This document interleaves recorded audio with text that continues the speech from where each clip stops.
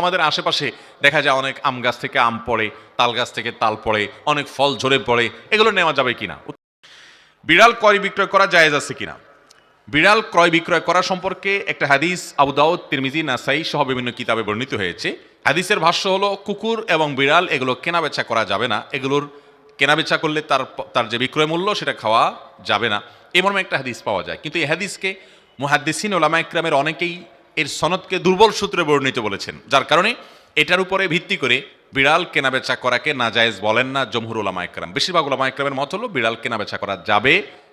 যে হাদিসে নিষেধাজ্ঞা আছে সেটি বিশুদ্ধতার মানদণ্ডে উত্তীর্ণ নয়, প্রথম কথা। দ্বিতীয় কথা হলো এর অনেক পয়সা খরচ হয়, এমনকি যে কুকুরগুলো পাওয়া যায় অনেক সময় পাহারাদারের জন্য, শখের বসে পালন করা তো জায়েজ নয় ওইভাবে, কিন্তু পাহারাদারের জন্য প্রশিক্ষিত কুকুর পাওয়া যায়, তো এগুলোকে প্রশিক্ষণের জন্য তারপরে উন্নত জাতের তাদেরকে খাবার ইত্যাদি কারণে অনেক পয়সা খরচ হয়, এগুলো কেনাবেচা করা জায়েজ হবে ইনশাআল্লাহ।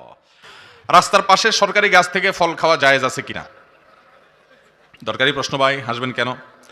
রাস্তার ধারে যে সমস্ত ফল গাছ থাকে, এই ফল গাছগুলো যদি বিশেষ কোনো ব্যক্তি মালিকানাধীন ফল না হয়, সরকারি গাছ আর সরকারি রাস্তায় সরকারি গাছে অনেক সময় ফল হয়, বা অনেক সময় ব্যক্তি মালিকানাধীন হলেও সেটাকে অনেক সময় রাস্তার ধারে এভাবে ওপেন রেখে দেওয়া হয়, এটার ফল এগুলোকে হেফাজত করার জন্য, সেভ করার জন্য, নিরাপদ করার জন্য কোনো আয়োজন থাকে না, ওপেন থাকে।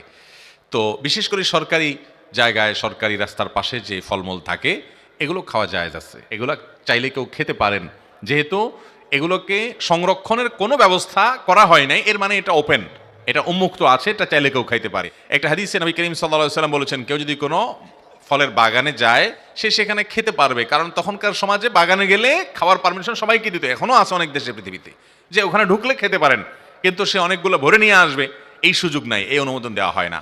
অতএব রাস্তার ধারে এরকম কোনো ফল আছে, এটা সিস্টেমই বলে দিচ্ছে যে এটা কেউ খেলে মালিক কর্তৃপক্ষের কোনো আপত্তির ব্যাপার নাই, অতএব কেউ চাইলে সেখান থেকে খেতে পারবে। এমনকি আমাদের আশেপাশে দেখা যায় অনেক আম গাছ থেকে আম পড়ে, তাল গাছ থেকে তাল পড়ে, অনেক ফল ঝরে পড়ে, এগুলো নেওয়া যাবে কিনা? হলো মালিক পক্ষের যদি অনুমতি থাকে, সে অনুমতিটা বোঝা যায় বিভিন্নভাবে। যেমন কথার কথা, এটাকে হেফাজত করার মতো কোনো ব্যবস্থা নেই, অনেকে কাঁটা দিয়ে রাখে, অনেকে বেড়া দিয়ে রাখে, অনেকে জাল দিয়ে রাখে, এগুলো দেখলে তো বোঝাই যাচ্ছে যে উনি আপনাকে এটা নিতে দিচ্ছে না, তখন ওটা খাওয়া জায়েজ হবে।